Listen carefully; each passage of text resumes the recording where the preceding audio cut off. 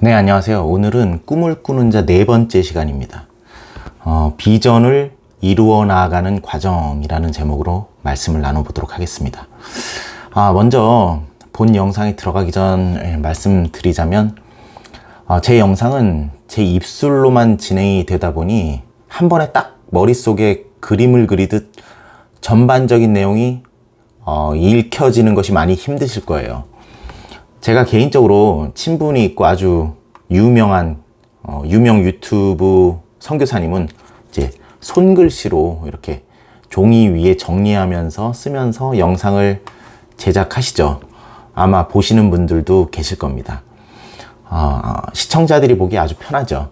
그런데 저는 누굴 가르치거나 뭐 지식을 전달하려는 목적이 아니다 보니 그냥 구두로만 진행을 하고 있습니다. 또 이렇게 원샷으로 진행을 하고 있습니다.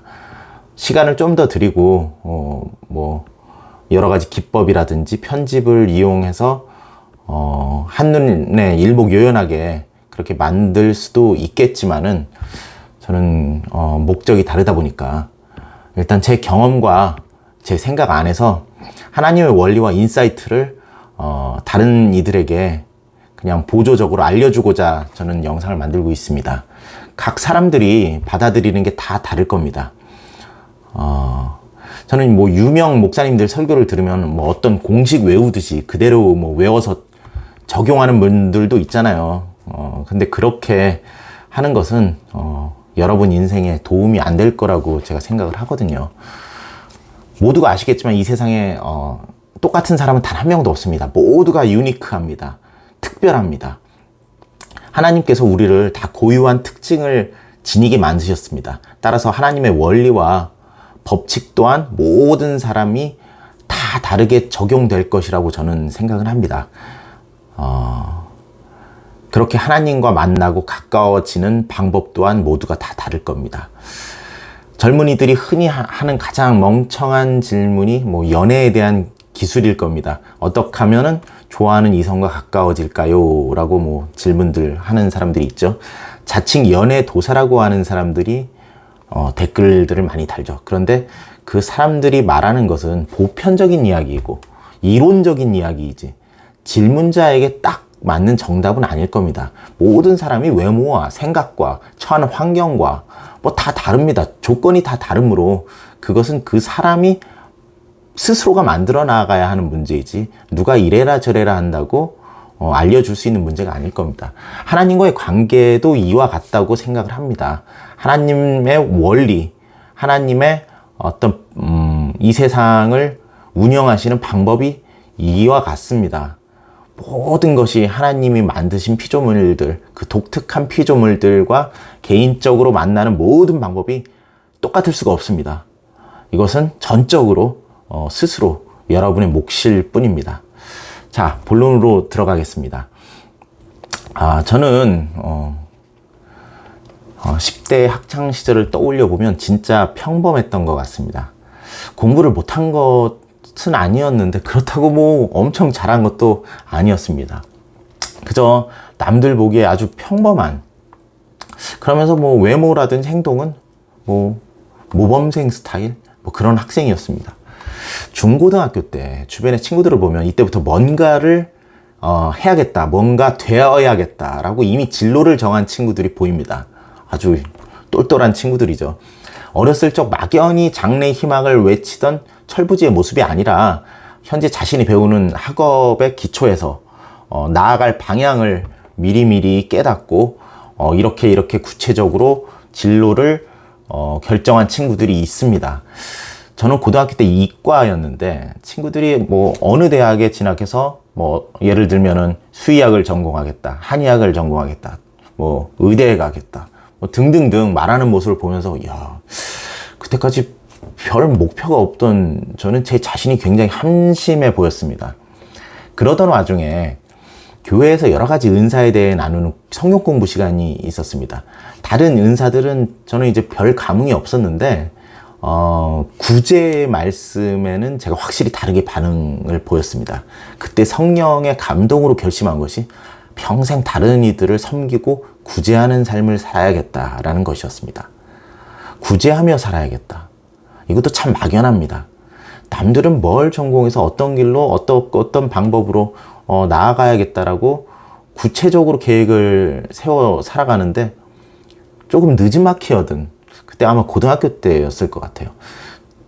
저의 비전은 막연히 누군가를 구제하며 살자라는 조금 너무 막연해 보였죠. 그런데 그렇게 막연했던 비전이 지금의 저를 만들었습니다. 네. 세상의 목표와 꿈은 멋있어 보일지 모릅니다.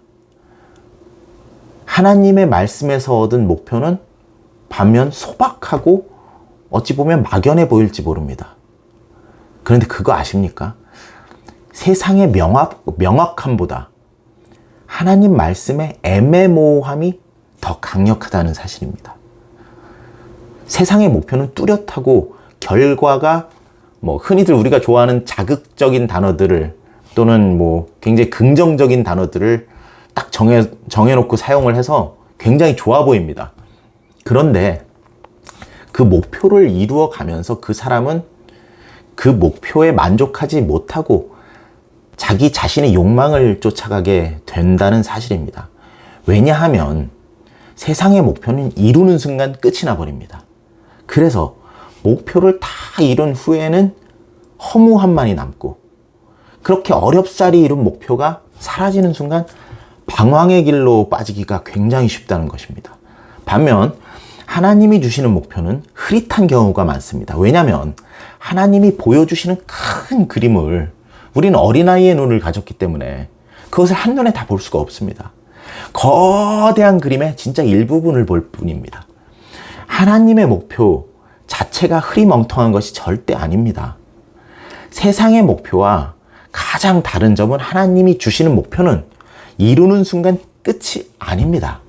목표를 이루는 순간 그 목표를 발판 삼아서 더 큰 목표가 생기는 경험을 하게 됩니다.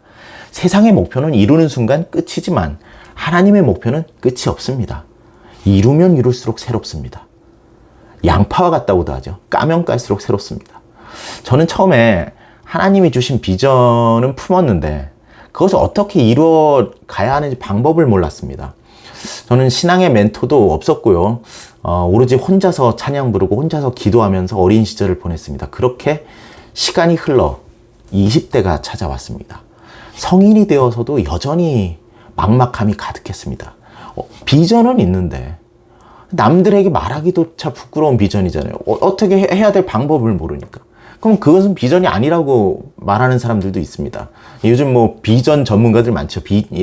한때 비전이라는 단어로 책이 수백 가지, 수천 가지가 나왔었습니다. 그럴 때 명확하지 않은 것은 비전이 아니다라고 말했던 전문가들도 굉장히 많았어요. 그건 이제 세상적인 시각으로 보기 때문일 거라고 저는 생각을 합니다. 이제 제가 말하는 비전과는 다른 거였죠. 아무튼 하나님의 존재는 분명 계시다는 걸 알겠는데 하나님이 하시는 일들이 느껴지지 않는 겁니다. 저는 성경의 인물들 이야기처럼 제 인생에 하나님이 막 등장해서 일을 이루어 가시는 그런 모습을 기대했었나 봅니다. 그런데 하나님이 전혀 느껴지질 않으니 의심과 두려움이 밀려왔습니다. 허탈한 마음이 커져만 갔습니다. 그러다 보니 말씀이 아닌 세상의 것들을 의지하기 시작했습니다. 친구들과 어울려 술도 마시고 세상의 일들에 귀를 기울이면서 그것들에 집중하는 시간이 많아졌습니다. 하나님의 일들은 뜬구름 같고 이루어지는 것이 보이지 않고 느껴지질 않는데 세상의 것들은 그 실체가 느껴졌습니다. 세상의 주제들을 가지고 여럿이 모여서 토론도 하고 논쟁도 하고 하나님의 계획이 아닌 세상의 주제들, 그것들에 관심을 갖고 빠져들었습니다. 그렇게 하나님에 대해 자신감이 없어지다 보니까 남들하고 식사할 때도 눈치를 보게 되고 식사기도조차 하질 않게 되는 거였습니다. 하나님에 대한 의심이 가득하니 하나님을 믿는다는 것이 창피하게 느껴졌었습니다. 근데 그러면서도 잠들기 전에는 꼭 침대에 누워서 기도를 했습니다. 잠 잘 자게 해달라고, 저 잊지 말아 달라고, 그리고 좋은 꿈 꾸게 해달라고, 불투명한 미래에 대해서 하소연도 하기도 하고, 두려운 것들, 힘들었던 것들, 걱정이 있었던 것들을 늘어놓으며 잠이 들곤 했습니다. 지금 생각해보면 참 모든 것이 어렵구나, 참 미숙했구나 라는 생각이 듭니다. 아무튼 영적인 침체기에는 하나님의 임재가 느껴지지 않고 하나님에 대한 확신이 흔들 때가 분명히 있습니다. 하나님의 길이 보이지 않고 하나님의 음성이 들리지 않을 때가 있습니다. 그렇게 영적인 가뭄이 찾아왔을 때가 분명히 있습니다. 그럴 때 우리는 눈에 보이는 세상의 것들을 붙들게 되고 세상의 사람들을 의지하게 됩니다. 그리고 심지어 하나님이 원하지 않은 방향으로, 죄악의 방향으로 달려가기도 합니다. 워낙 내 앞이 캄캄하고 힘들면 그럴 수 있습니다.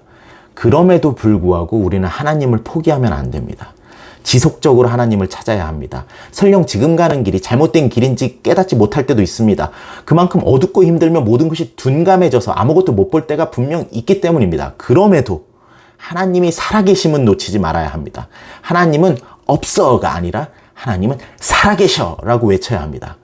하나님이 살아계시다는 것만 인정하고 붙들면 하나님은 언젠가 응답하시고 이끌어 주십니다. 하나님의 임재가 느껴지지 않고 앞이 캄캄할 때 하나님의 살아계신만은 인정하라. 이것이 가장 중요한 오늘의 메시지입니다. 잊지 마십시오. 하나님의 살아계신만을 인정하십시오.